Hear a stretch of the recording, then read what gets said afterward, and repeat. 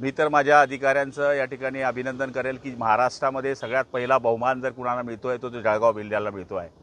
व या ठिकाणी मुख्यमंत्र्यांच्या तीर्थदर्शनामध्ये जवळपास 800 लोक या ठिकाणी तीर्थदर्शनाला अयोध्येला जाणार आहे. आणि मुख्यमंत्र्यांनी जो शब्द दिला होता की ज्याप्रमाणे मी लाडक्या बहिणींना मुख्यमंत्री लाडकी बहीण म्हणून योजना चालू केली, लाडक्या भावांना योजना चालू केली, तशा वृद्धांकरता सुद्धा तीर्थदर्शनाची योजना त्यांनी सुरू केलेली आहे.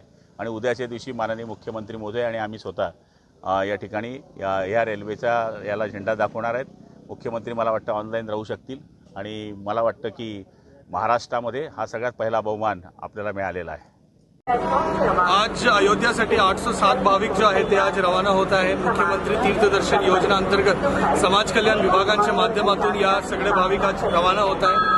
याच्यामध्ये आपल्याकडे जेवढे अर्ज प्राप्त होते त्याच्यामध्ये तालुकानिहाय लोकसंख्यानुसार आपण त्याची लॉटरी काढलं, त्या अनुषंगाने या ठिकाणी यादी जाहीर झाली आणि त्याच्यानंतर 807 भाविकांना पहिल्या टप्प्यामध्ये अयोध्याला भेट देण्याची संधी मिळत आहे.